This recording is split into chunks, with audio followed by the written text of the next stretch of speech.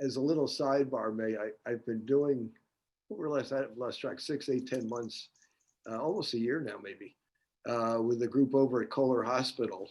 I don't know if you know Kohler. I was not familiar with it, but it's a long I care facility. And Yeah, I'm familiar with. What did you do with them?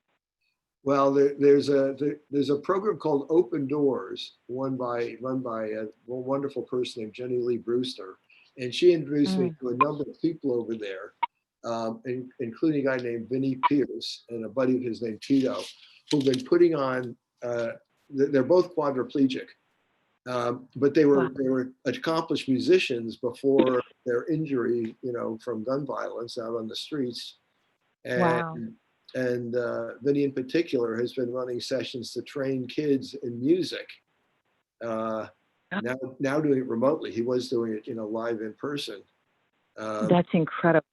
it's just inspiring to me, and I tell him, and I'm teasing partly, but I'm also partly serious that I want to set a time frame, say a couple of years, to go, on Broadway, off Broadway, Carnegie Hall. I'm flexible in terms of where we start doing our performances.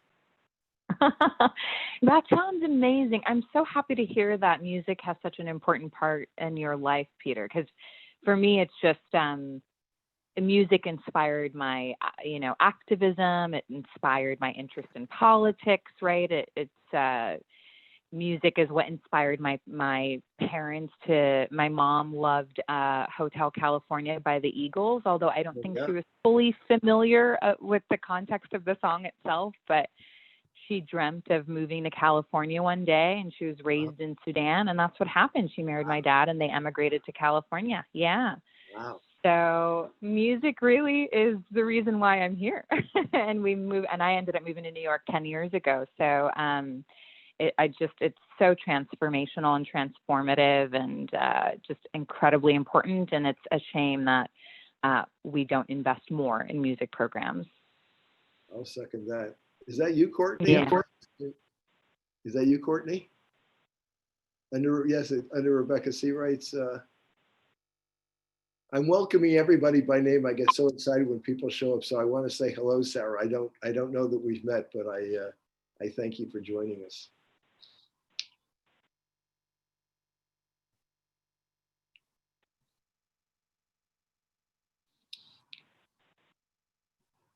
Pause slightly. I usually start chatting even before the session starts. Um, Sort of background, warming up, the conversation. Um, and then just so you know, I sometimes repeat a part of it when the sort of more formal part starts. But I mean, one thing I will mention now and probably repeat is I was overdosed on academics way back when, and I became a management consultant for like at least 3-4 decades. Um, and then about 12 years ago, I got an opportunity to start teaching, and I discovered teaching is what I really like. And I've been doing it at the college level, but I think the earlier, that's where my talents are in terms of what, something that I can talk about coherently. But, the earlier we can support them, I think the more sort of leverage and influence we can have on their quality of their, not just academic experience, but how they translate into the rest of their life. And so I'm a big fan. And at the same time, what I found interesting was, I mean, I did a lot of work with a bunch of companies you would have heard of, like Citibank and Pepsi. And I found that after, I mean, depending on the particular line of business, after, I don't know, a couple of weeks, I could begin being useful. Uh, it's taken me much longer to be useful in the area of education. I think it just takes much more from me and requires much more attentive to a whole bunch of areas of thinking and relating and nuance and how to convey and how to engage. Um, but I also find it, frankly, much more rewarding. So to the extent I think of myself as having a profession, it's like I discovered a little bit later on in in my career that teaching is very high on the list. Well, we're up to 12. That's great. And it is 6:30. So I will begin a little introductory conversation. I want to welcome you all. I was just giving a little bit of background about myself, the short form of which is I discovered about a dozen or so years ago, after doing a bunch of consulting for decades, that I had an opportunity to start teaching some college. It was actually, at least one of the earlier experiences was with CUNY, what they call the School of Professional Studies, which was an online program, asynchronous, in that you'd post assignments and interact, not at the same time, not synchronously, as they say. I want to say one of the things that really kind of thrilled me was my best student, or at least who I thought was my best students, was a veteran who I thought was still based in Kabul, Afghanistan. I didn't know for sure. But the quality of his work was excellent. I mean, really outstanding. And you could put it right in the textbook. And then after the course was over, I got a request from one of my women students who was actually from Pakistan, who'd worked in the government of Pakistan and then come over to this country. And I discovered when I took a look that she'd actually done better than my friend in Afghanistan. And so, the diversity of folks you get to work with and the quality is pretty exciting. Let's see. I'm pausing for just a minute or two. I don't see our speaker yet, as far as I can tell. Oh, hi, Isabel. How are you? I want to say hi to each of you. I'm not going to do it all by name, but I just want to say, Maxwell and Taina and Christian and Surav and Mary Cameron. I want to thank you all for joining us. So the conversation, I will delve into the subject, which is to talk about this, to me, amazing and challenging issue of reopening our schools in the area of COVID. I should say hi to Billy and hi to Romney both as well. I mean, it's a large challenge. I'm pausing slightly because I find it interesting. You're going to find out more about me. And the more time I have to talk, the more you're going to find out. Most of it's going to be irrelevant, but that's kind of the way what I like to say is I try to prepare in advance and then I wing it, so whatever's going to happen this session, be prepared for anything because I haven't got a clue. I actually do have a few ideas. But I'm looking forward to our speaker, and I need her help to pronounce her name. I want to say it's either Sadie or Sadia Campo Amor, is the Director of Community Relations for the Department of Education. So we're very sort of privileged to have her participating with us, and I think she's going to lead the conversation. Otherwise, we're going to talk among ourselves, have a breakout group. But this issue of how we open up and the trying to do hybrid, remote versus live is obviously a huge issue. Oh, Marco's joining us. Welcome, Marco. I will say that the teaching that I did, I did remote teaching, both what they call, as I said, asynchronous with CUNY, City University of New York, through the School of Professional Studies. Those were courses in economics, beginning with macro, if anybody wants to delve into some macroeconomics. Not this particular minute, but I'm just offering these little side benefits. And then a little bit later on, I had the chance with another fellow to teach a program in entrepreneurship through SUNY Stony Brook.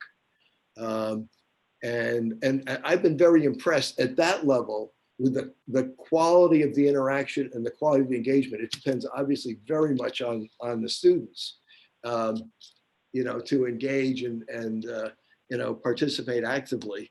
I certainly think it's easier. It's an easier solution the further one is along in one's career. I mean, I think one could do it in high school a little more, well, significantly more challenging than the college level. And then when you go to middle school and primary school, I would be a bit of a loss on how to make that all work. I'm really interested because I don't see our speaker. Maybe I should have given her an extra little, I don't know, cue. I just sent her the link, so hopefully she Okay. sees my email, and Oh, great. All good. All it's a good. good reminder for her. Yeah. And I invite you all, I mean, I like to be very interactive, but I invite you all to think about, what kind of questions and issues you would have. I think my wife will pick that up, for her, because I think the questions and responding to our questions is, makes the session more active, brings it more alive, and so on.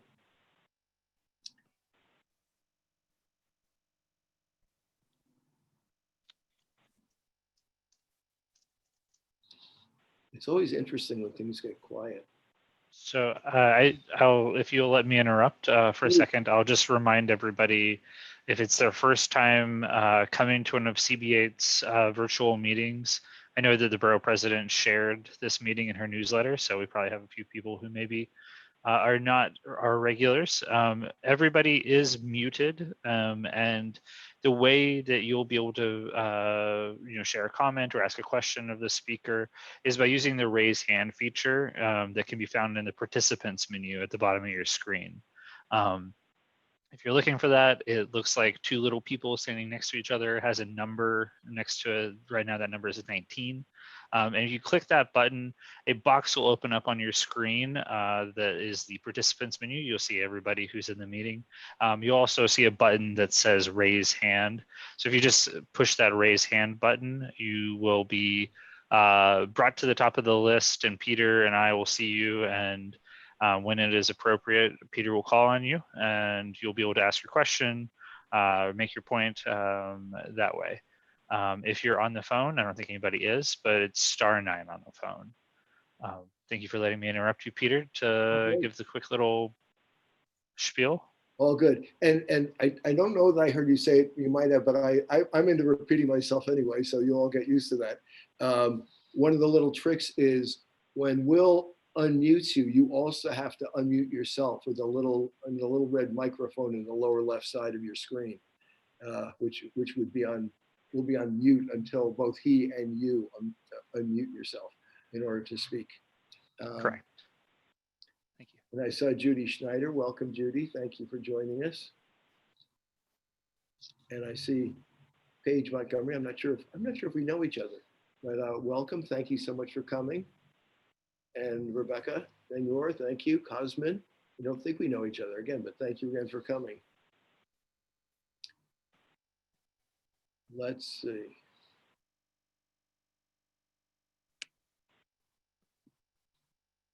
Well, I was going to speak a little bit. And again, I invite you even now, if you have particular issues you'd like us to cover, to think about that, jot down a note. But there is, again, I'm sure if you thought about it, there are many, many issues to address when you're trying to reopen in this era, where the health and sanitation and social distancing issues are so, relevant, so important. And I was speaking earlier about my own experience teaching and how much I both liked it, but how many dimensions in different ways it challenged me. The how do you deliver the content is one part of it. How you engage and get the energy of the students participating is a very big part of it. They say, half of it is the skill set in knowing what you want to deliver and knowing, how to understand that from an analytic point of view. But another half of it is the, I'm going to say sort of, I'm not sure quite the right way to frame it, but sort of the entertainment, the engagement, the keeping the energy up, keeping the interest levels.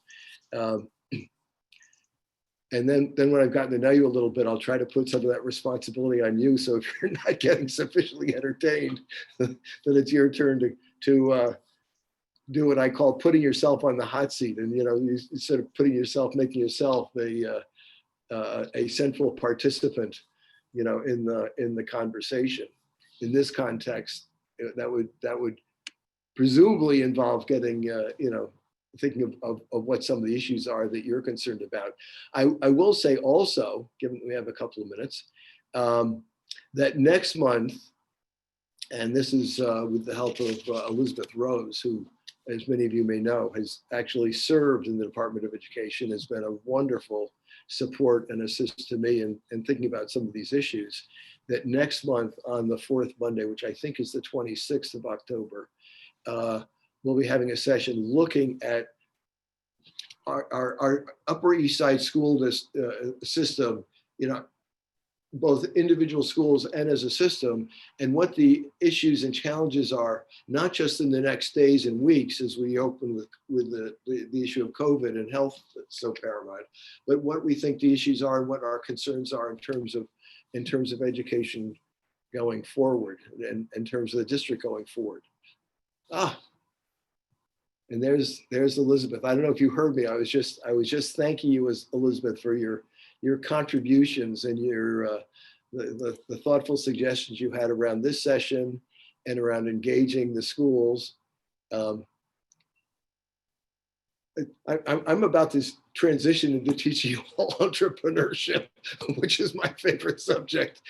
I say that somewhat lightheartedly, but one of my life ambitions I've told myself is that everybody, hopefully at the high school level, perhaps junior, senior years, and definitely at the college level, have not the requirement, but the opportunity to spend at least one semester focused on entrepreneurship. Because in the school setting, we collectively, look to teach everyone a basic set of skills and the ability to apply those skills in a way that's useful and constructive and, in their personal lives and their careers and so on and so forth. But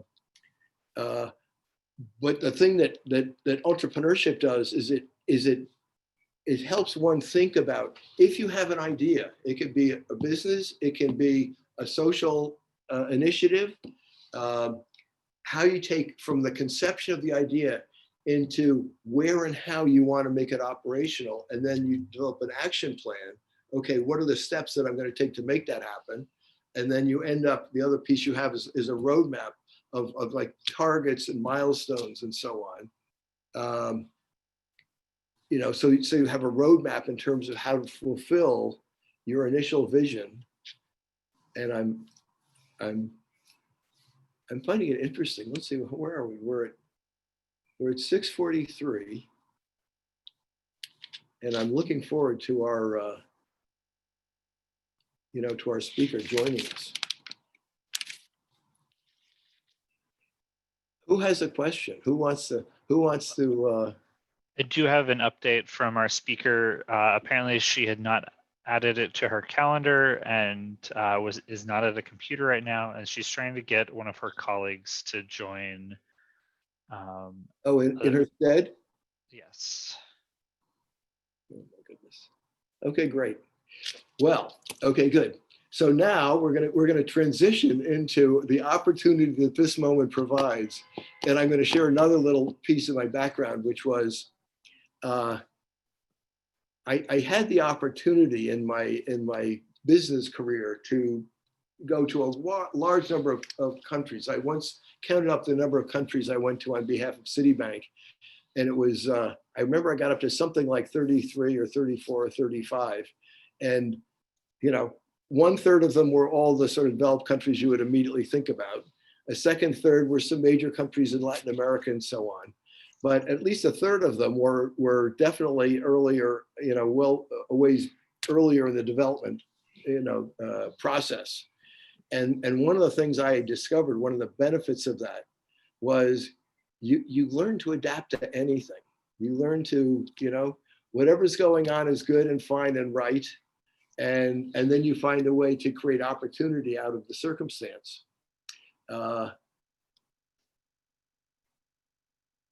Okay, now we're going to the next part of Peter's teaching process and style, which is, and I'm not going to put you all on the spot. I'll only put you on the spot, Rami and Billy, and I'm teasing. I mean, it's all optional. In fact, I have a couple of mental rules. I'm doing some work also with the Lenox Hill neighborhood house. And my rule, I say that in quotes, is that wherever you are is perfect. And I mean that literally, that one should not and need not be, sort of self-conscious or feel like they didn't have the right question or what have you, because in whatever arena we're talking about, here we're talking about how to make our school system successful under duress in this particular circumstance. Whatever questions or thoughts you have are probably shared by at least a third of the people in the conversation. And so that's one facet of it. And the second part is that when you ask your question, you'll help people think about that particular issue in a different way than they did otherwise. And sort of another perspective, as I was teaching, this came a little further along in my teaching career. I was teaching at a school that I love. It's a smaller school. It's not quite so well known, out in Rockville Center, called Malloy College. A wonderful, wonderful gem. In fact, all of the teaching that I was doing, and one of the things I loved about it, was virtually all my students were first generation college students. They were the first generation in their family to have gone to college. And I'm thrilled by that, because to me, that's, that's one of the wonderful things about college education, is it opens that, the whole new vistas to you and to your life, and to sort of possibly an opportunity. The one thing I always wanted for my students was more of them. That wherever they were, that they'd be willing to put themselves sort of out there. I like to say I'm good at bad analogies. And one of my analogies is being a conductor of an orchestra. And so I don't know what instrument or class of instruments you may think of yourself as, but I would say, whatever you are, I want more from your instruments, whether you're woodwinds or percussion or string or, what have you, horn. We need more of you. Now you're all very fortunate, because there was no assignment. You're here to listen to the presentation. We're a little surprised by the circumstance that. So Peter, you do have a hand that is raised from Rami. If you want to. Absolutely. Rami, have a thought? Sure.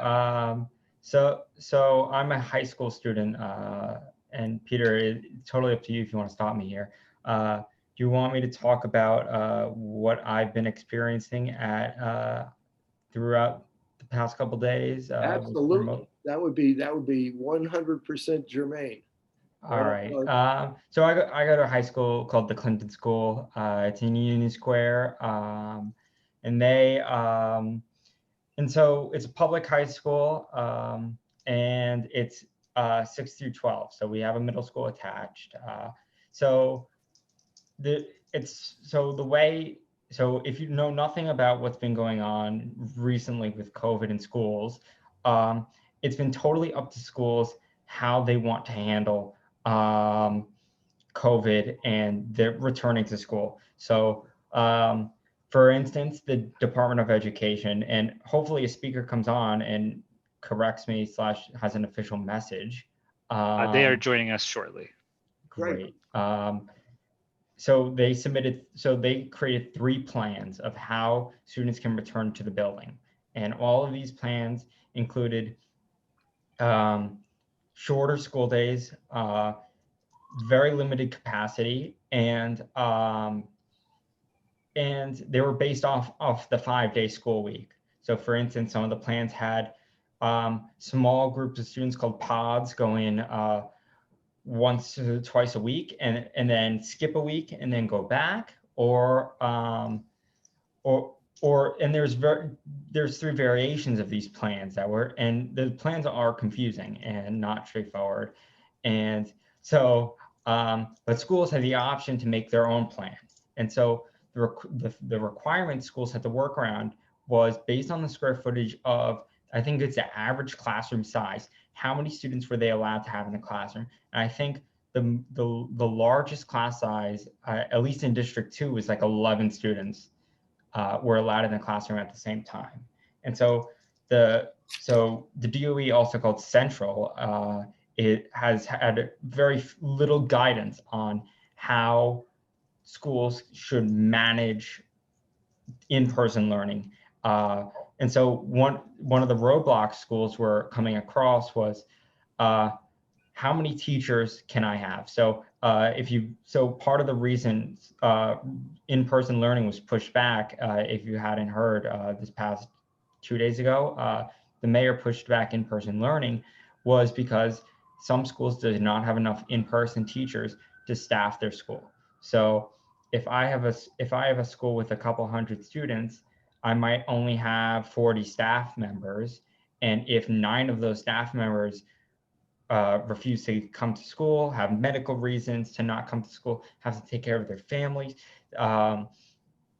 then that school would have an extremely hard time opening. So for instance, my school, we were short. So the number is, about 20% of our students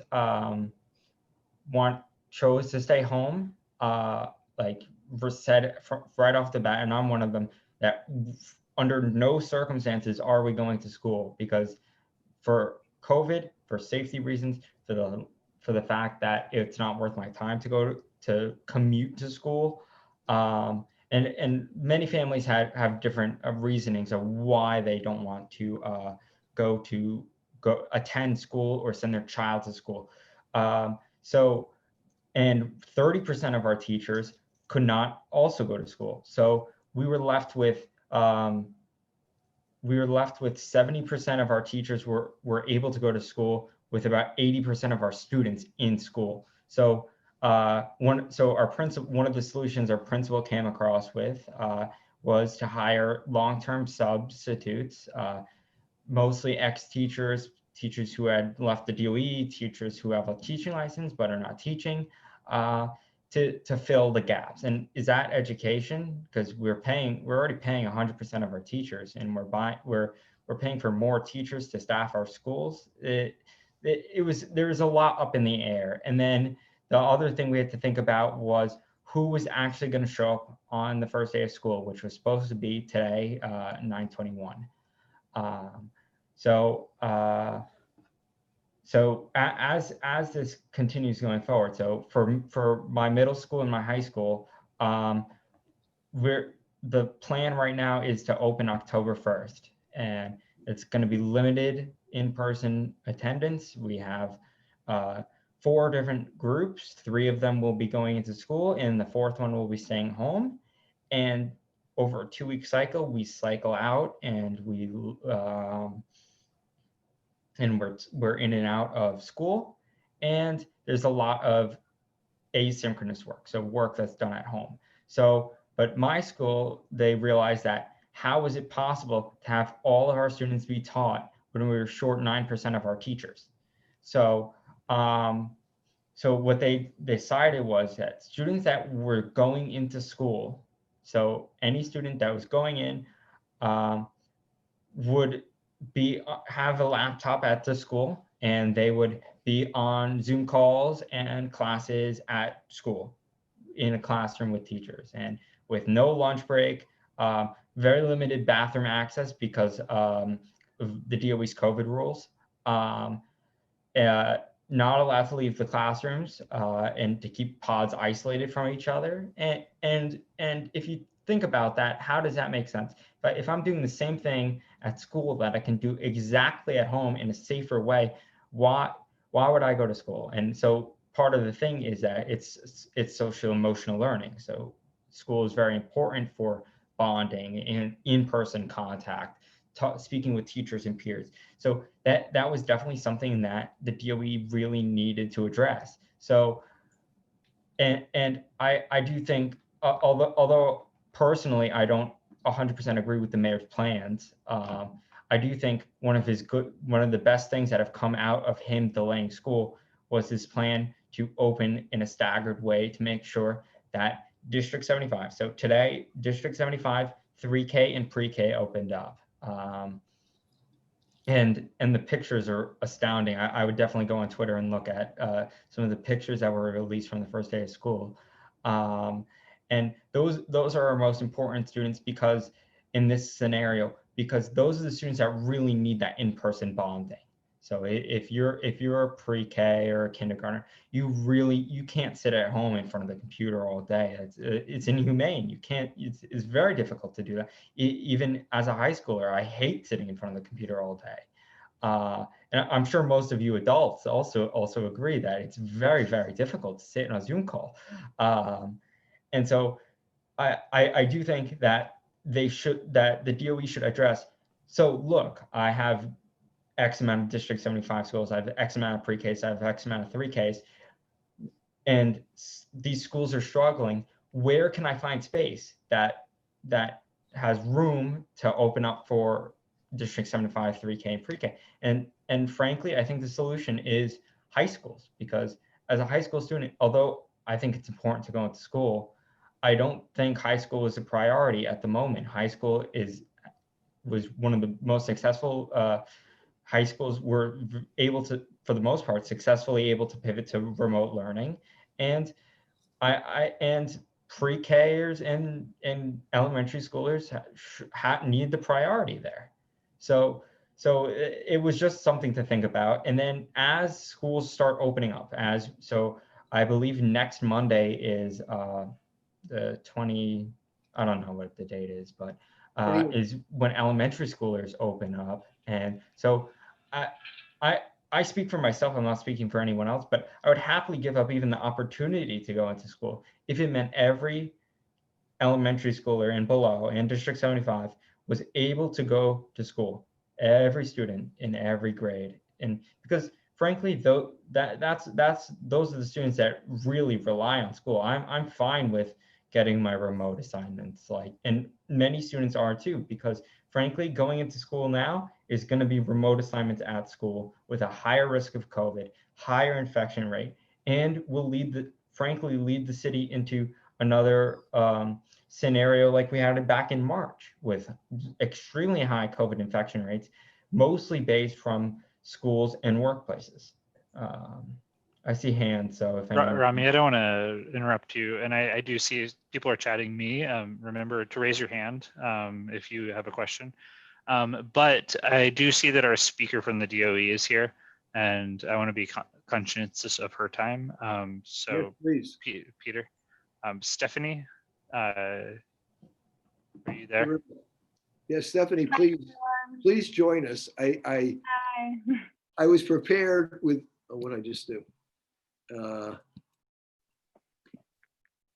With the biography of our planned speaker, but I ask if you would be willing to introduce yourself and your role at the DOE, and thank you so much for stepping in. And let me just say, as you appreciate, and I think everybody here on this conversation, Zoom call, appreciate, there's a lot of adapting on the fly. And I don't want to make light of it. I don't necessarily want to make it sort of right, but I'm always looking for silver linings. And Rami, I want to thank you for stepping in and offering your perspective. And so I will say, I want to thank you, Stephanie, for stepping in. I just want to acknowledge you and the entire Department of Education for wrestling with, and what's been very impressive to me is the degree to which you collectively, from the Chancellor Carranza all the way down, have put so much energy into outreach, into communicating, into letting people know what's going on. So having said that, I will defer to you. Please help us, provide your perspective on this incredible transition. And I'm going to do one more thing in terms of silver linings. In life, what do they say? There's that phrase that says, life is what happens when you have other plans. Things happen, things show up, and we learn to adapt. And so I'm hopeful that although in certain areas it may be hard to do quite as much in terms of specific skill, training and learning, that people will be taking away a different skill set that is also hugely valuable, which is adapting to unusual circumstances, and that will carry them forward in their lives. Having said that, Stephanie, I defer to you. Thank you, Peter, and thank you, everyone. Yes, my name is Stephanie Barreto Lastra. I think, my our director and colleague, Sadie Campomor, was scheduled to come and present with you all. There was something that happened very last minute, and she wasn't able to attend. So, yes, I'm happy to fill in. The one caveat I will say is that, I don't have her presentation, so I'm not like, as entirely prepared as she was, I'm sure, to give you kind of some of the more detailed updates. That said, I did want to make sure to be here and collect any kind of like questions and feedback that you're seeing on this first day of virtual learning for everyone.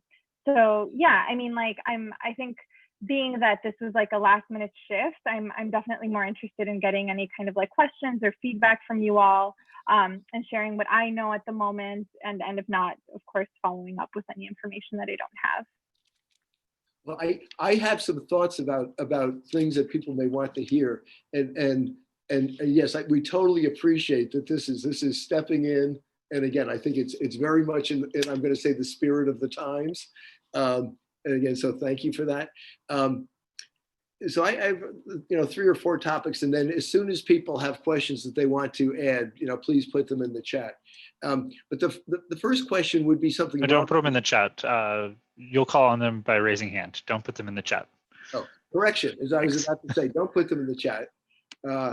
I'll call you when you raise your hand.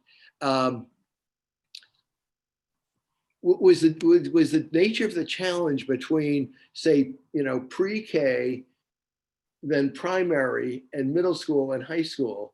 And as Rami was suggesting, but I had this thought myself, having done some teaching both synchronous and asynchronous remotely, but at the college level, that it's much more of a challenge in the early years to think that remote learning can work, and much more plausible when you get into the high school years. So can you begin to share with how the department is grappling with those different challenges at different stages of the education cycle? Yeah. So just like how we're thinking through remote learning for younger students, right? Correct? Right. Yeah. So yeah, one of the updates, which I'm sure you've like heard, is just this decision that was made to kind of make sure that everyone who's in 100% remote learning, all students who are signed up to receive 100% remote learning are getting live instruction every day. And the amount of live instruction is going to be going up throughout the month, right? But there is kind of like a baseline that students will be receiving starting, today. So if you just give me 1 second, I'm just trying to pull up the exact amount, right? So just in terms of, live instruction, or, what some of you may have heard, synchronous and asynchronous, but basically live instruction, what we're doing right now in real time. And then in addition to kind of obviously like small projects and pre-recorded videos that are up for students to utilize, but really the live instruction rate is what's like really helpful in like building and building that relationship and kind of like interacting live with like the students online. And so for students in 3K and pre-K, students are going to be receiving up to 30. So as of like, September, and as like the first day of classes, up to 30 minutes of instruction per day live. This we expect to go up in the coming months, obviously, as like things get adjusted and settled at the school level. And then for students in kindergarten to 2nd grade, they'll be receiving 65 minutes up to from 65 minutes to 95 minutes of instruction, live instruction. And then students in grades 3 to 5, 90 to 110 minutes of live instruction. Something that's also counted in there is the kind of like a limit in like the amount of continuous live instruction, right, will be divided per grade level. So the younger students won't be expected to stay on live instruction for a full hour, because we know that obviously there's just a shorter attention span developmentally, but the older that they get, the more that will increase. So that's one thing that I can share for sure. I know that the agency is also working on just like different guidelines for families to utilize to support and kind of like be in sync with some of the information that we're utilizing in terms of remote learning. And so that guidance is soon to come, I think. And I'm sure we'll share it out as soon as it's finalized. We did get one suggestion, which I thought was interesting and useful. If there are any people here on, in the conversation who are parents who would be interested in sharing, their son or daughter, sons or daughters, experience, maybe going back to last spring and also in this period of transition, we'd be interested in hearing from you. And I do see a hand from the person whose first name is apparently iPhone. So do you want to? Yeah, iPhone. Oh, is that Liz? Who is that? Is that? You just were unmuted. If you want to announce your name. Liz Connolly. Oh, great. Thank you, Liz. Hi, Peter. I must say that after the last couple of days, I've calmed down a bit, okay? But the DOA has aged me about 50 years, okay? Seriously. I am going to give you just a tip of what we went through. I think it's a disgrace the way the Department of Education has handled everything. The chancellor is useless. Since August 19th, my daughter, I helped raise my grandson who just entered kindergarten, okay? Had registered for an iPad, okay? She did it about several times. The DOE finally answered in August, telling her to reach out to the school. The school has them. The principal is calling us, telling all the parents to purchase our own iPads or devices and to purchase a hotspot, that the DOA has not delivered anything. I called to 311. I called the Department of Education at least, because I was on vacation a couple of weeks, I called them at least 50 times. All the response I got was, I'm sorry, we're very busy today. Please call back later, okay? Or constant ringing. I then called the superintendent's office. All of them have the same phone number with the exception of one. And the recording I got is, hi, you have reached da, da, da, da. Please press 1, 2, 3, 4, or 5. I pressed 1, 2, 3, 4, and 5 each time. And do you know what the message was? Press 1. Hi, you have reached da, da, da, da. Please press 1, 2, 3, 4, 5. Okay. I said, maybe that's gone. Press 2. Same thing. They don't even have a legitimate message. Okay. Not even a legitimate message. I then called Scott Stringer's office to no avail. Okay. I then called Carolyn Maloney's office just one day to no avail, who she normally responds. And then I thought, you know what? On my way home from work, I pass Rebecca Seawright's office every day. I have no idea if she's even in my district. I was so desperate for help. I was just so frustrated. I believe, I didn't even get her name right. I forgot her name. Her assistant, Marsha or whatever. I told her the situation I was having. And she told me that she would reach out to somebody, et cetera, et cetera. So there I was waiting for her to give me a phone number. And she said, no, I will take care of this myself. Do you mind if I give your email and phone number? I said, by all means. Within an hour and a half later, okay, the President's Boroughs Manhattan's office called, okay, with a really, really kind woman named Isabel.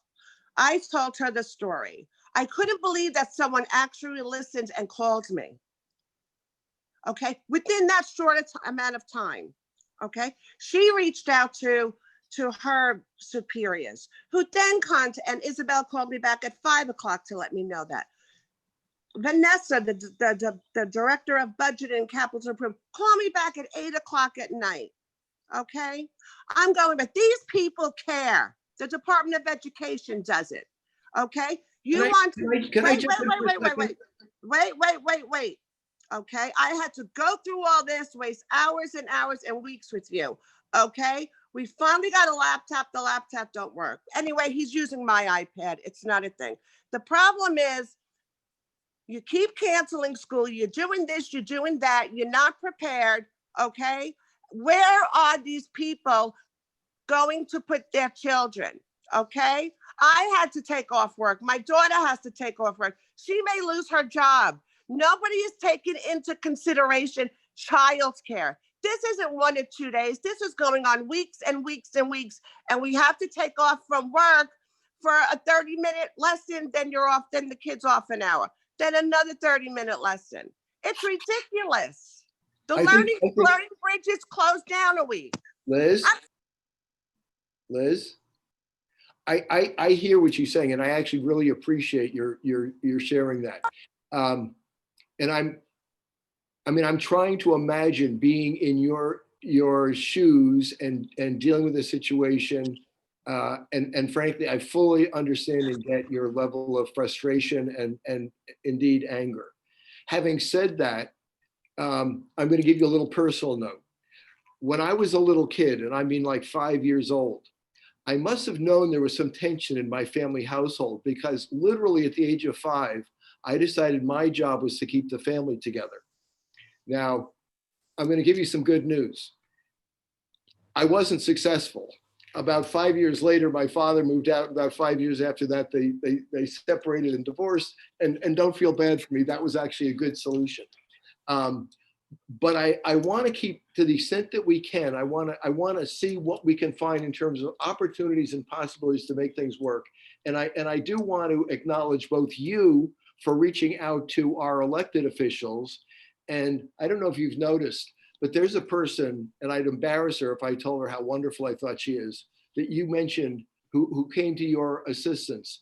And I've gotten to know Isabel very well. Isabel is one of the— She is the woman of the year. Absolutely.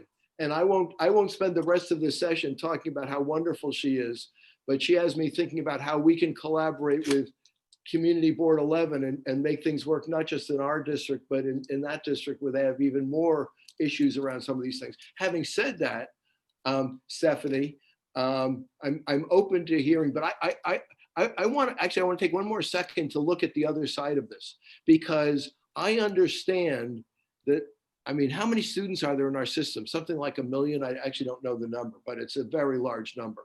And I recognize that, as Rami was saying, and as you know, and as we all know, they're trying to teach both live and remotely at the same time. They're trying to deal with the fact that not everybody, even in the staff and the teachers, can show up. They have a problem that's frankly beyond any reasonable or plausible solution. So I want to be empathetic, not just with your concern and your absolutely appropriate, sort of degree of frustration and anger, but I also want to be appropriately sympathetic and empathetic with the impossible task that the Department of Education has. Having said that, Stephanie, would you like to share some thoughts in response? Yeah, no. Yeah, thank you, Liz, for sharing that. And, I think I'm hearing an echo. I've been speaking with a lot of parents all day, and yeah, your sentiments are obviously echoed across the city, right? It's been an incredibly difficult day for a lot of families. Just a lot of everything from not having, devices yet to having issues in connectivity. So I just, first want to acknowledge how incredibly difficult and frustrating that is. And so just want to hold space for that. But I also did want to kind of make sure that to share a little bit of background on the device distribution in general.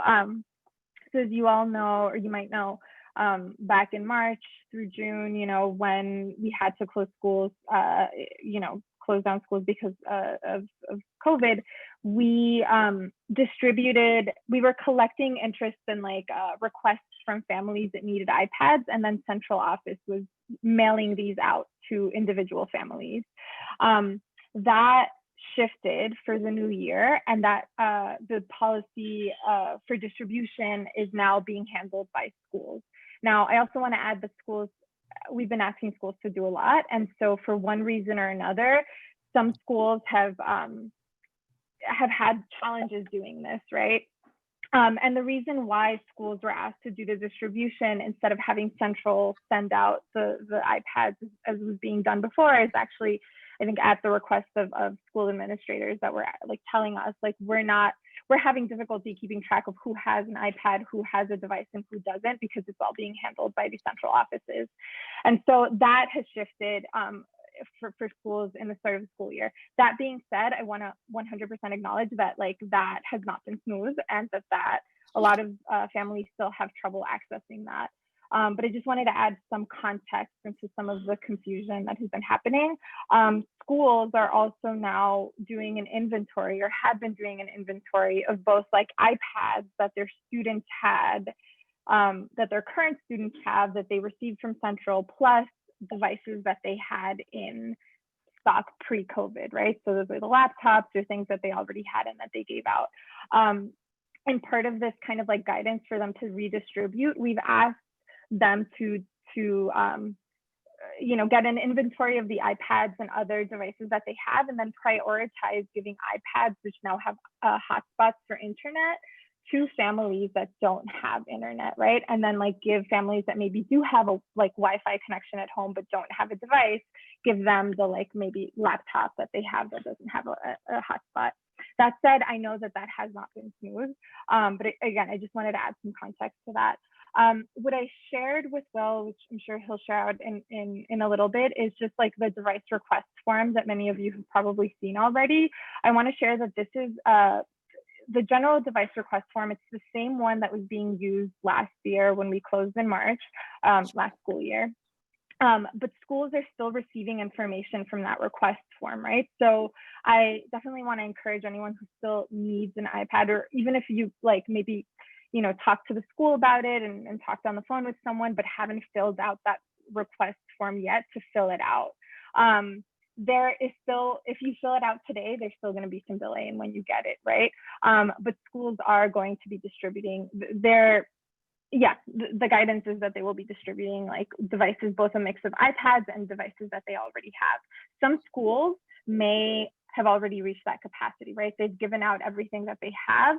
These schools should be receiving support from Central to think about like additional resources or where they can like use funding to purchase more devices that they then will continue to distribute, right? This is all happening in real time. So I do want to acknowledge that as of today, probably all students who have requested it probably haven't gotten it yet.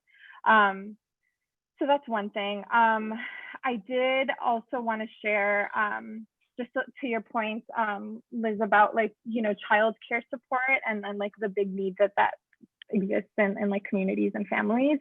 There is the Learning Bridges program that is like just starting up. It's gradually been taking in students and seats starting this week. There is a priority for those seats. It's going to be a maximum. There's like a capacity of the students that the program is going to be able to take in. It's a program that's open for 3K to 8th grade students. Priority given to communities that have been most affected by COVID-19, essential workers in these centers that are going to be holding the Learning Bridges program, and families in temporary housing, and families that are teachers as well and that like are working at the DOE.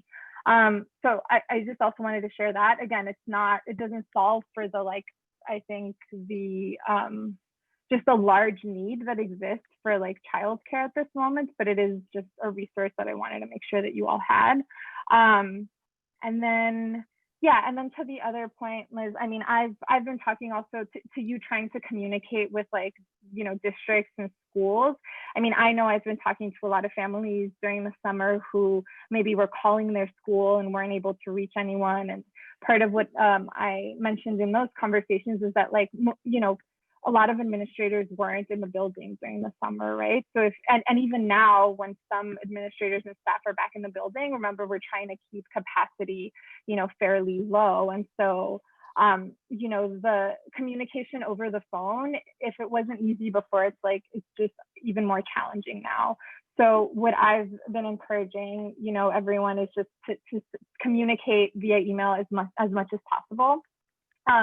And, you know, if you need contact information for the schools, for your district, You know, on our website, we have our Find My School link, where you can type in like your school, your district, and you should get a list of emails for principal down to parent coordinator and district office superintendents, family leadership coordinators, and everyone else. Stephanie, thank you.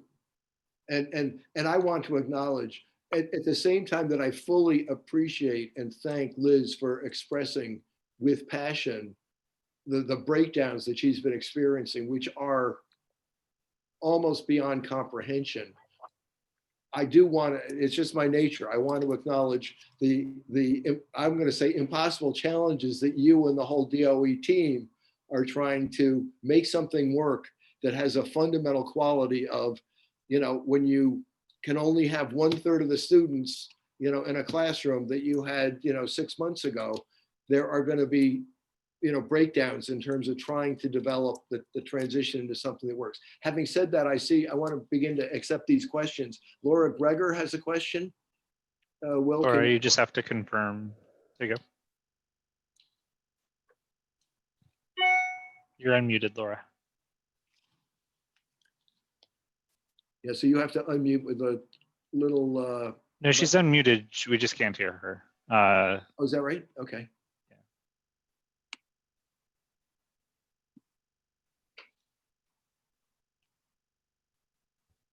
Hi, Laura. We can't hear you yet. I don't know why. Make sure you have a microphone turned on. If you go to your audio settings with the little box next to the mute sign, you can check your audio settings, but you may want to come back to Laura. Yeah, should we go? We're gonna jump over you for a second, Liz, and go to Isabel, and I will come back to you. Is that acceptable?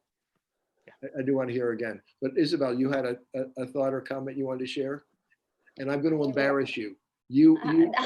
I've seen the degree to which you engage and go way out of your way to unreasonable limits to support people in need because you care so incredibly. And I just want to thank you for who you are. Now, your thought. Thank you so much.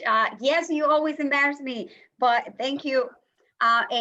So greetings, everybody. And Liz, thank you so much for reaching out to Rebecca C. Wright's office, Assemblywoman C. Wright's office. I love working with them, and Peter, you know it. We make a good team following up on issues of all kinds. And Madison Thomas was the person from Rebecca C. Wright's office who reached out to me after speaking with you. And Vanessa Diaz-Lopez, our Director of Budget, who I think is joining this call shortly if she hasn't yet. I want to thank you, Liz, because you called us not only about your specific situation, but you didn't forget to mention that this was happening the same and other things were happening to other families at the same school, which indicates that this is a systemic problem. And what I want to do is use the opportunity for you, Stephanie, to please take some notes and bring this back to your team, because right now, I think New York City needs to start trusting that the agencies serving families, and especially when it comes to our children, are getting this right. And that the messaging is consistent and that we don't have schools telling families one thing and then families going to any of these offices and not even being able to speak to a person. And on the day of orientation, there should be no reason why a child in New York City doesn't have a learning device. And I do know it is one of the largest education systems probably in the planet. It is a segregated system. It is not an equal system. We know this. We have been knowing this. And the problem that I'm having, and I'm sorry because I am a community liaison, I'm passionate sometimes and I cross the line. And I am out of my lane sometimes, and probably this is one of those situations, but I'm also a parent. And one thing from working in communities is that you must evolve with communities. And you have a segregated system with a lot of single parents, single moms. And one thing you learn from single moms, and I think everybody that works with families, one thing that you can learn from single moms is be proactive, prepare. And you're always looking for what's on sale when one season is about to end to save it for next year.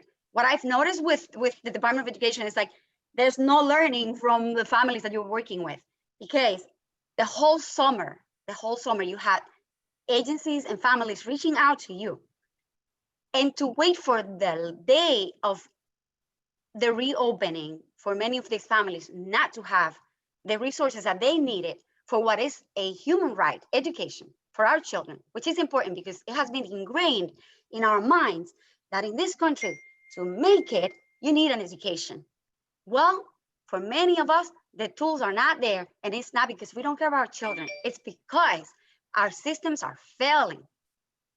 So please take note, because what's going to happen when it gets cold, and students are not going to be able to go outside. So I'm in the community, I'm in East Harlem, and I'm telling you that we're having to chase people to clean the areas where our children are now having to spend time because we're still fighting a pandemic. We have been fighting this pandemic for 6+ months now, and that we are not ready for a reopening is really embarrassing. So my question is, do you have a plan for when in a large education system, when you get defective devices, do you have a plan? You have a stockpile of these devices that can be deployed so that we make sure nobody is missing education. Not everybody can go and buy an iPad.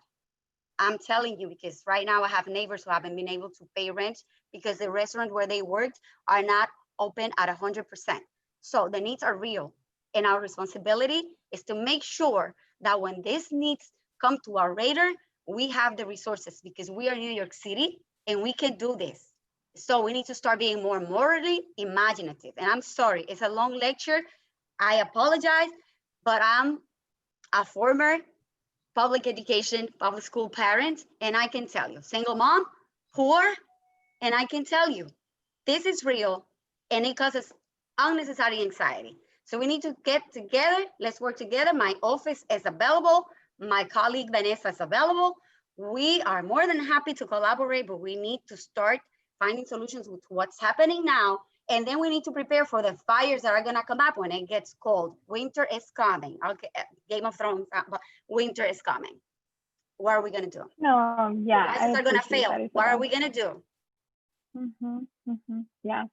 Yeah, no, I hear you, and thank you for sharing that. Yeah, like I mentioned earlier, schools right now, there is like guidance, and I hear you, and I understand that guidance is not reaching all schools, right? And that is something that like has been flagged, and like we will continue to flag with like our departments. You know, that some schools like need additional support or haven't gotten the guidance around like distributions of iPads.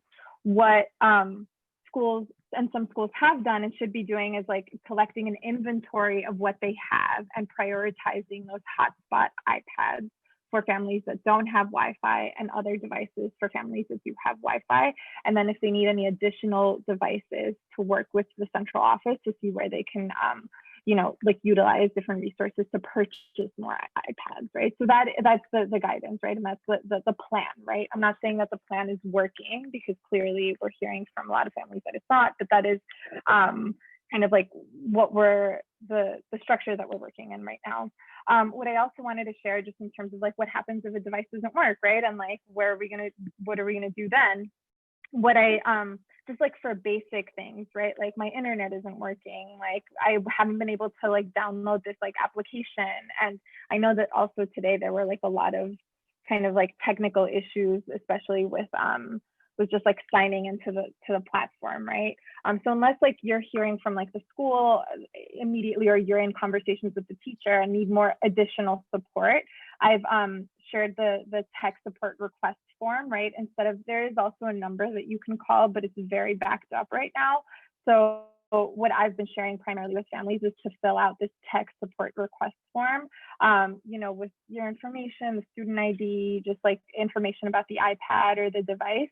And then someone from our tech team will call the family, you know, within a certain amount of time, usually 48 hours or so, to support them with like a specific issue that they might be having. Oh, Stephanie, so let me just ask to be clear. Is this, to access this tech support team, you may have said it explicitly, but I didn't catch it. I assume is that through the DOE website? And would this be appropriate, Will, to put in the chat an indication of Yeah, so I sort of just shared it. what Will, the I think, link just is? shared it in the chat. Yeah, I just shared it Exercise? with Will a little bit of, yeah, so it should be in the chat. It's also in the website. Oh, there it is. But Yes, thank you. yeah, and so, yeah, it's, you know, it asks you basic information about the student ID. You know, it kind of guides you where to go get the serial number and the ITC ID number for the iPad if you have it. But if you don't have it, that's also fine. And then you get a confirmation email saying that, like, we received your request form, you're in line to be called by one of our tech support staff. Okay, great. Laura, can you now speak? Can we hear you?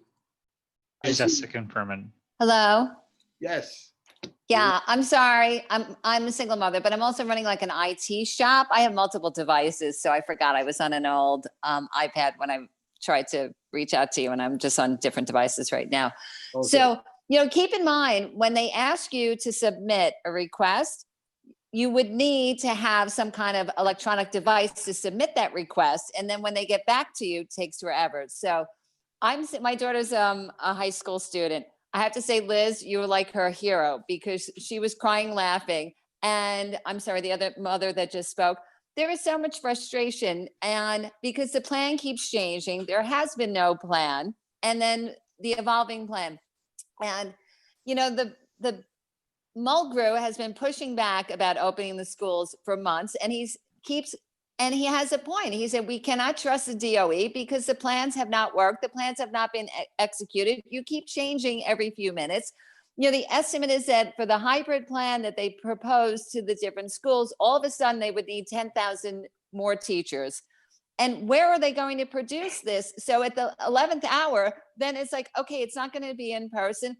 There really is no extrapolation of what the needs are to the different plans that are evolving. And yes, some students don't feel comfortable going to school, and allowing all these multiple plans that are very confusing is very hard for anybody.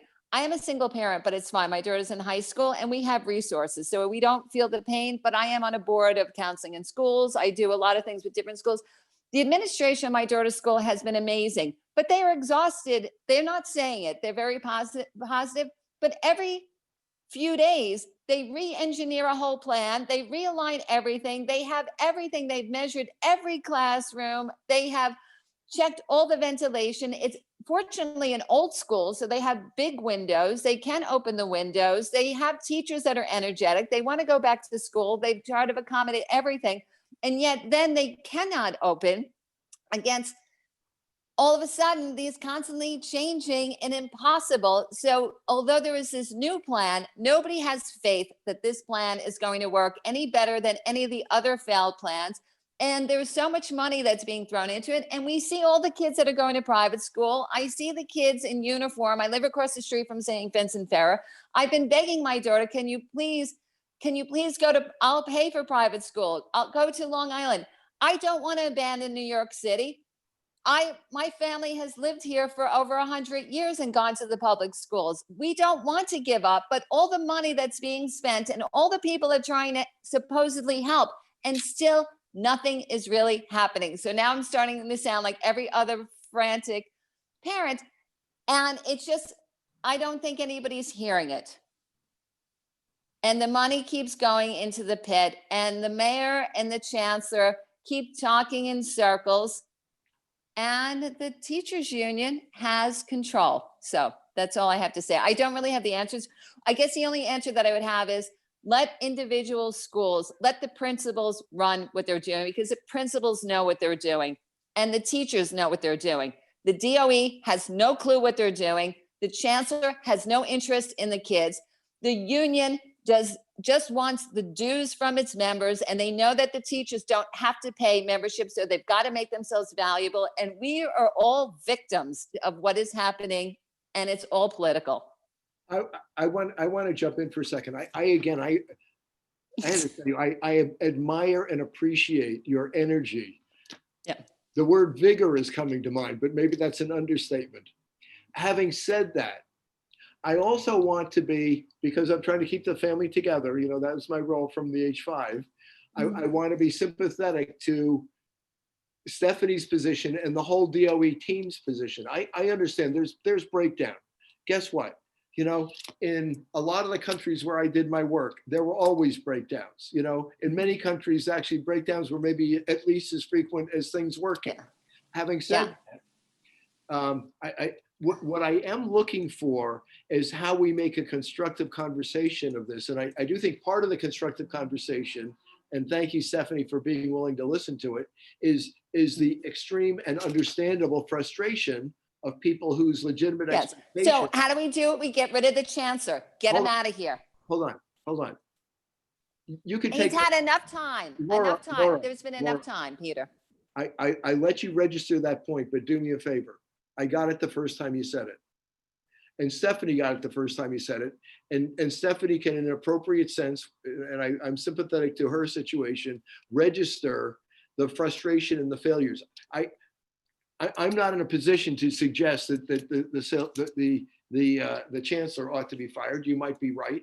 What I do think we can do out of it, and what I thank Stephanie for being here, is to register the specific nature of the breakdowns. Fine. Yes. And I'm going to suggest something beyond that. So, okay, if devices is a breakdown, and clearly it is, and that was going to happen. I mean, even if, you know. But Peter, you realize the devices have been a breakdown since March. I'm not shocked. Are you shocked? I'm not shocked. I get that. No, I'm not shocked. That's why I never bothered trying to get a device. But yes, since March. So everybody's aware. Stringer talks about how much he paid on this. Yes. Okay, good. And what I think part of the frustration is, even when the system, the DOE tried to put in some processes to solve that problem, part of what happened was it wasn't up to the scale that it needed, and people were set up with unrealistic expectations, i.e., you know, the sense that broken promises. I apologize. So Stephanie, this is what you think. I have worked on a hotline to try to help other parents. Yep. So before you form your opinion, you need the facts. We're trying to tell you our opinion. We're not asking you to diagnose right now. You're collecting information. So before we spend a lot of time about what you think has happened, we can give you the feedback. We can give you the information, or you can get other ways, but we cannot. Yes. So I can tell you what happened. A lot of the devices were broken. The internet was cut off. I can tell you in a lot of different places. We don't have to do that in this call. If that's what you want, there are a lot of people that can give you that information. And the DOE knows that information too. Laura, here's all I'm trying to do. Right. I'm just a body with 2 arms and 2 legs and one brain, trying to find a way to make a constructive conversation out of this call. That's all I want. I don't know what that should look like. I've never dealt with a situation myself, you know? Right. So, but I'm here, where I'm coming from is to welcome, even in what shall I say, you know, hot communications, the frustration that people like you and Liz Connolly are experiencing, because I think that's useful information. I'm not sure the heat necessarily helps, but definitely the content helps. And I'm sympathetic to the heat because I'd be hot too. So I'm not gonna, you know, challenge somebody for the temperature they're at. I'd be probably, my wife says I'm like this until I go like this. I'd probably be better than you. But I don't, but yeah, I'm not hot. What do you think? What do you think in like 3 sentences? What do you think is the most useful use of this time in terms of? And Stephanie. Peter, I'm so sorry to interrupt because I only have like a couple, like about 10 minutes or less, right? To be here. So I did want to quickly respond to that, Laura, and like, please. Yeah, I mean, listen, I think, at the end of the day, that frustration is more than valid. And I think you're right. We need to continue hearing the issues that are happening on the ground. And I can't promise you that I'm going to have the answers for you right now, but I did want to share my, my email address, just like if there's information that's not getting through, if there's questions that you have, if there's things that you're trying to escalate, you know, you all have a bunch of resources, it seems, and people that you already are getting that support for, but please include me in one of those, you know, and I'll do my very best to support in a process that I hear and completely acknowledge has been very confusing and and yeah, and it has caused like a lot of delays for a lot of Yeah, families. and I'm not asking for help. I'm asking for the DOE get out of the way and let the schools do what they do best, because there's not any value being added. And I'm not hot. I'm just telling you, I've been watching this since March, and it's my opinion, and that's it. And Peter, I'm not asking for help. I'm just expressing it, and I don't think that the value is there. That's all. Great. No, I appreciate that. Thank you. You know, I'd spend my money somewhere else. I'd get rid of a lot of the people in the DOE and invest in teachers. I'd like to know, are there other people who have something I'd like to communicate to Stephanie before she has to leave in a few minutes? You have two people who haven't spoken yet, who have their hands raised: Elizabeth Rose and Sarah Salzman. Did you want to speak, Elizabeth? I'd be delighted to hear what you have to say. I do, thank you, because Peter, you and I could not think more differently about this situation or what we can accomplish on this call. Well, So we had a member of our board who is a high school student speaking, Stephanie, while we were waiting for you, and he raised two very interesting things that I'd like to hear your response to. The first is the question of what are all of the teachers who have received accommodations so that they no longer are coming to schools, what are all of those teachers assigned to do? So that's the first one. Can you please address that? Sure. And I'd have to confirm just like additional details on this, but the last I heard, the teachers who asked for accommodations to work from home should be the teachers that are supporting with remote learning. Okay, that's what I hoped the answer would be. And I would hope that all teachers who are getting paid are in fact teaching, because clearly yes, the strong need is for staff at this point. And the second is, to the issues of how, part of the reason that the mayor has been so interested in reopening schools is to enable parents to go back to work and to enable the New York City economy to restart. Well, who are the parents who have the greatest needs to go back to work? To have their children back in school? Those are parents of very young children for whom remote learning does not work very well, parents of special needs students, parents whose home situations are more precarious, whether that is the homeless students, the doubled up students, and so forth.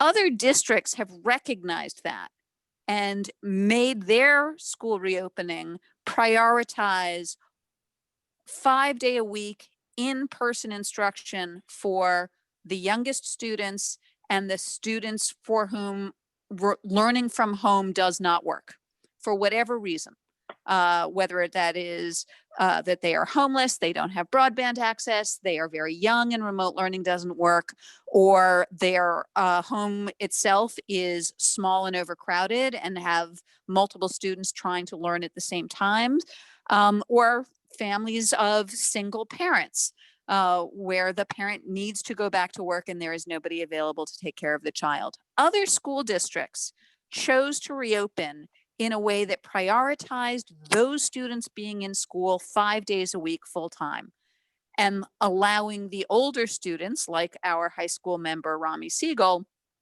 to attend remotely 100% of the time. And as we know, over 40% of students have chosen to attend remotely 100% of the time, which fundamentally helps enable in-school learning for those who have the highest needs. Why didn't the DOE take this type of approach? And whose needs did they think they were meeting by having every school go to a 1, 2, or 3 day a week in-school approach? From my perspective, and I am a brand new empty nester. My youngest child just left for college. But from my perspective, the DOE's choice about how they reopen schools literally did not meet any family's needs. And I honestly, if I still had a child in school in K to 12, I cannot imagine how this would have worked for our kids.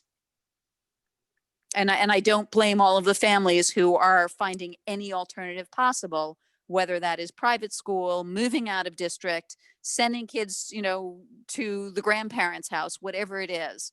So whose needs did the DOE feel that this approach was meeting?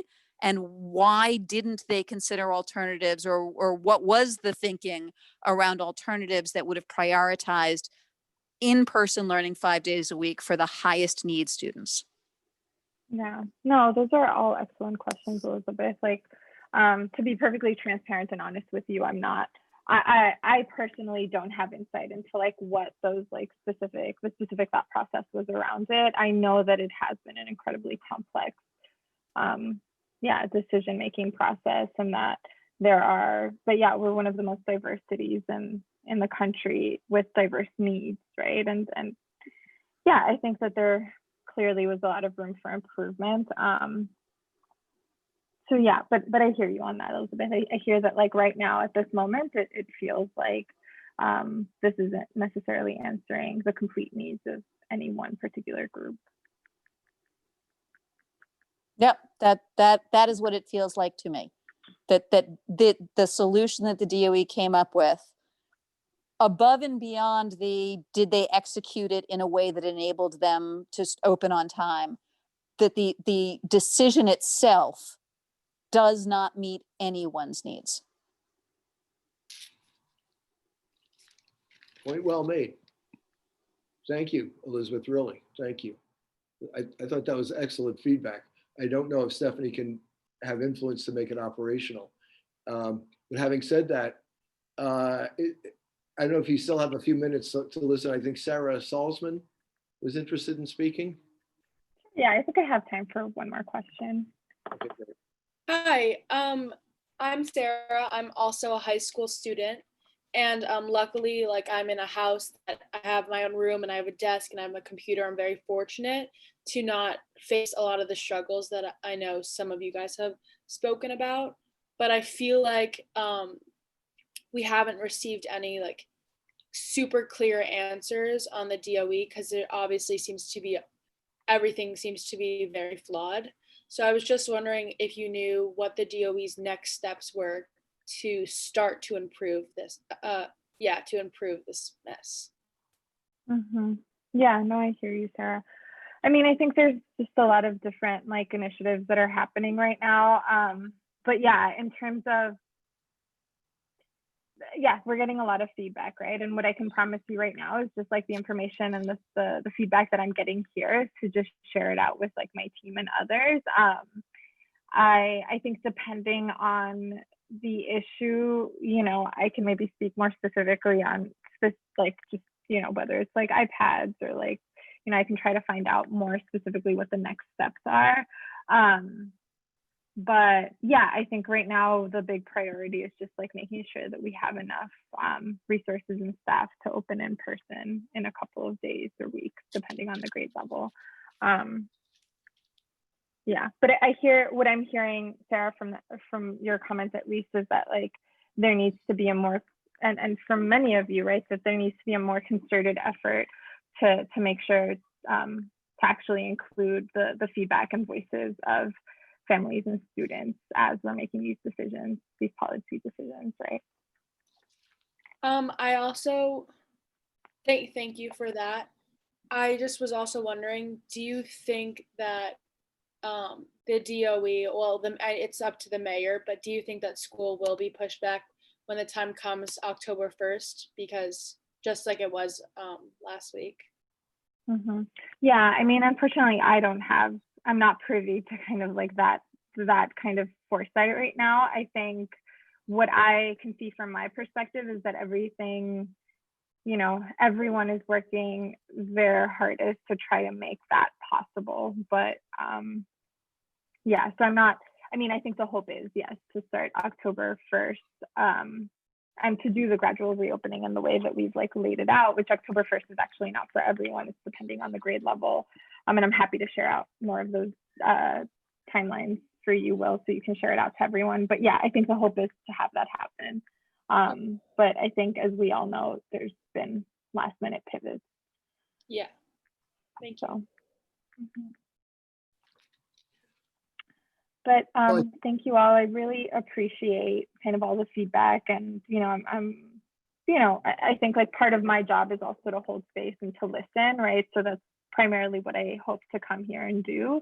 I did, want to make sure that you all have my contact information for any additional kind of like questions or just additional feedback that you want to kind of like share with me so I can share out as well.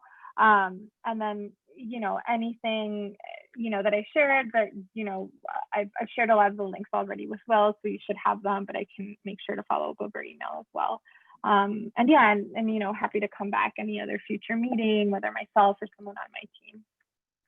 Stephanie, I want to thank you for, I know you're, stepping into a situation as the whole department is, that's very challenging. I do think and I appreciate you're appreciating the feedback that you got, because it was high on the temperature scale, but I think it was also on point in the substance scale. I think the notion of alternative solutions, such as Elizabeth was proposing, are very interesting. I also recognize, even if you're not the chancellor, for you or the chancellor, it would be a challenge to implement those solutions, although I think they're worth considering. Having said that, I want to thank you for stepping into a warm and candid conversation, as they tend to say, and I really appreciate your engagement, participation, and doing, because I'm sure not just you, but the entire DOE team, whether it's on target or off target, and listen, we've all made mistakes in our lives. You don't need to hear about mine, but trust me, I've got my list also. And this is an extraordinary and difficult situation. So thank you for, getting there, pitching in, and doing what you can. No, Really of course. appreciate it. Thank you all for everything you're doing as well. Great. Thank you. You can have a good night. I'm not going to ask the meeting to end yet, although it'll probably end in a little bit. But if people want to make additional comments, Rami, I want to thank you, Sarah, Laura, Liz. I want to thank all of you for your candor, and absolutely, it is as frustrating as you describe. And so I think the heat of the communications is entirely understandable. And I could propose that Liz, Laura, and Elizabeth become consultants to the Department of Education, so they rethink, from an approach.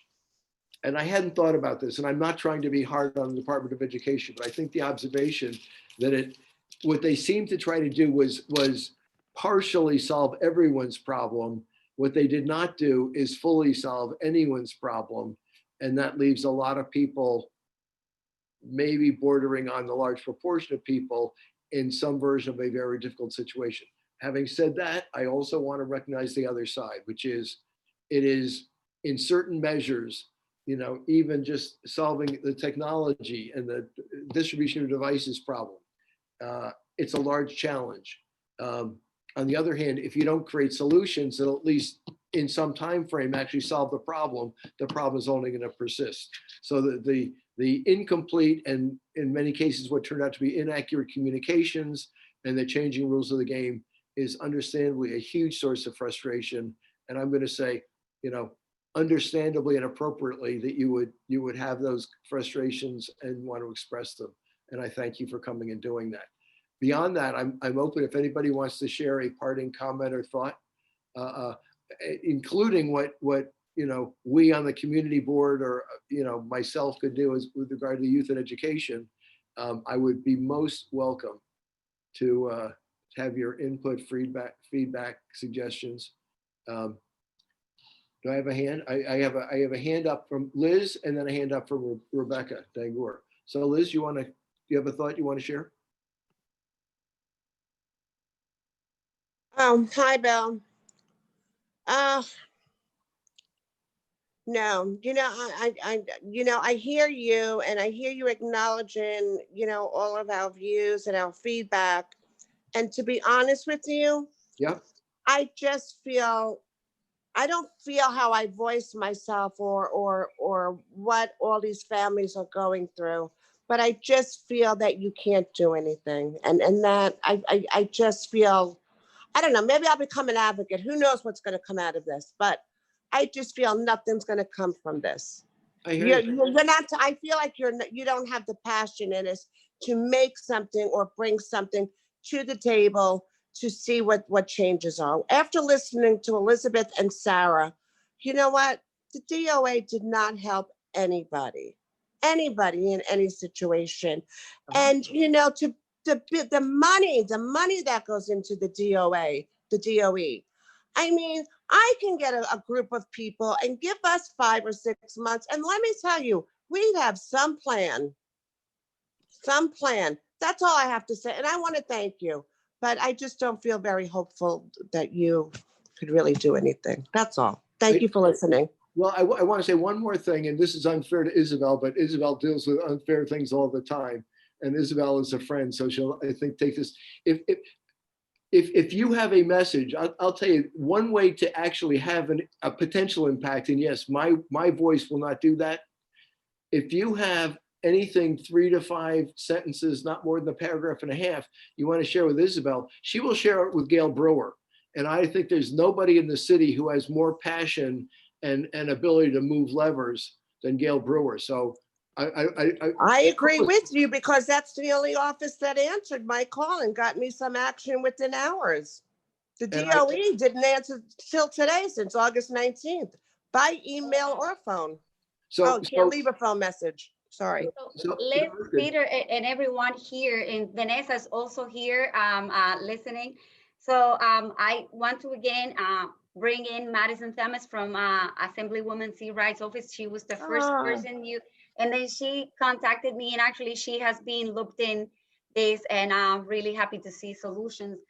But again, Liz, it is your activism, and Peter, you know, this is my approach always with everything. If the community conforms to conditions that are not acceptable, then we'll never know. So first is the community that deserves the biggest shout out here for always caring and reaching out. And again, so there's Stephanie's email. Please write it down. Follow up, copy me. I will, please, you can share my contact.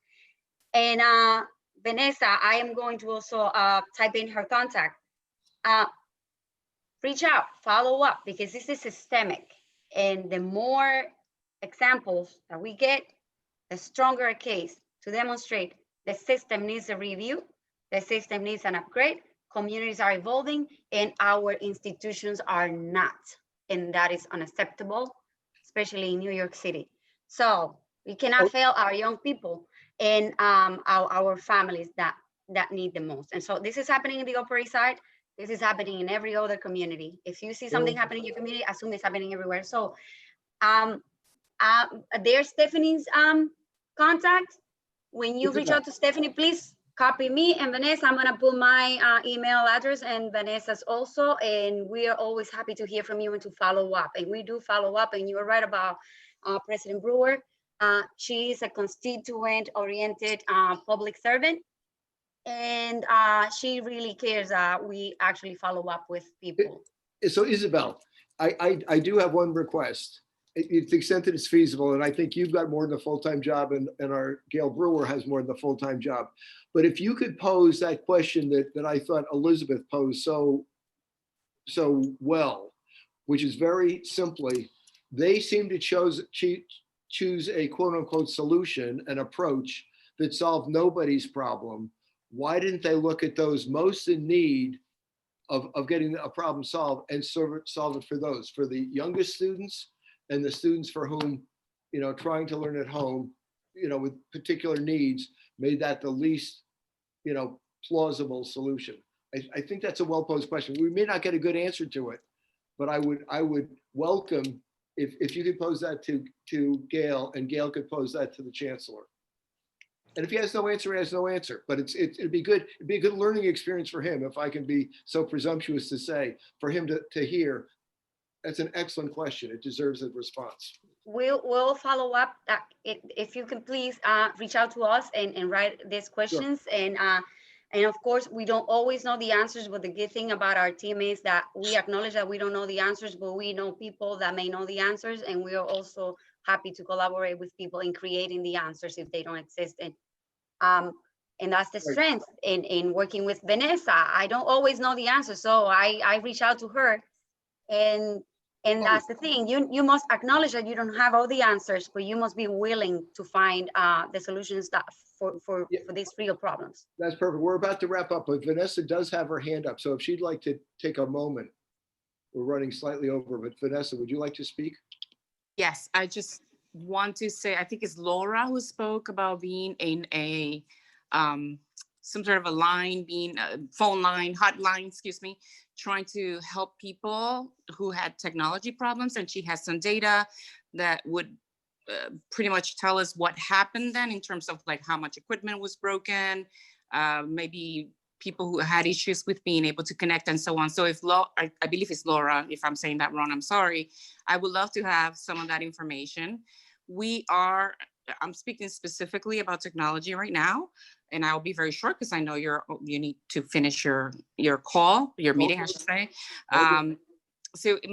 Yes, Isabel put my email address. I would welcome any emails, and I can shoot my phone number as well for any further discussion with Laura or anybody else who has ideas on how to facilitate stuff. We are still working with a number of issues related to technology. As you know, the fiscal year 20 funding, specifically allocations from elected officials, RESOA, was not released until last Friday, but we are now trying to figure out how to handle expediting getting a lot of this technology out, which, as you know, it's still going to be an issue. So Laura, would love to hear from you, and anyone else, send me an email, and we can reconvene in any other way if there's a need or a desire for that. That's it. Thank you, Vanessa. So if we can find that information, maybe you can share the email. I can. Yeah, I can share all the letters that we've written about this, and I can share an update of what we've had. The responses are not in writing because DOE has not responded in writing, but I've also spoken to DIIT about a number of other issues, even related to whether or not they don't have the personnel right now to be able to get the equipment out because people have retired. They chose to retire after COVID.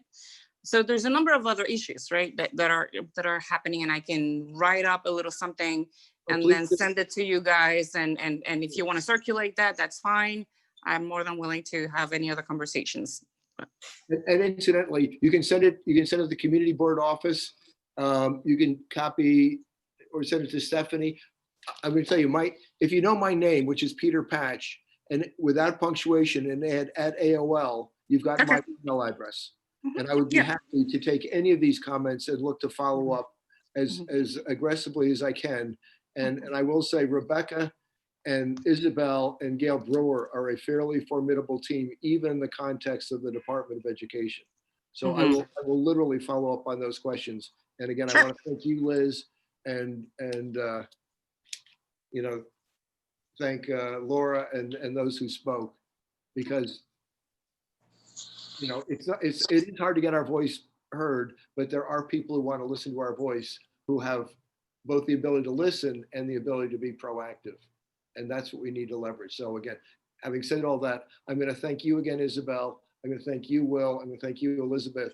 I'm going to thank you, Vanessa and Liz and Laura and others for your comments and contributions. I think we're complete, but we will have another session in 4 weeks. And if we're still experiencing these frustrations, and they probably will not have completely disappeared, I welcome you back. But again, my email is peterpatch@aol.com. I'm happy to be available and try to at any point you need address. I think we're good. Good night, all. Thank you, Will. Good night.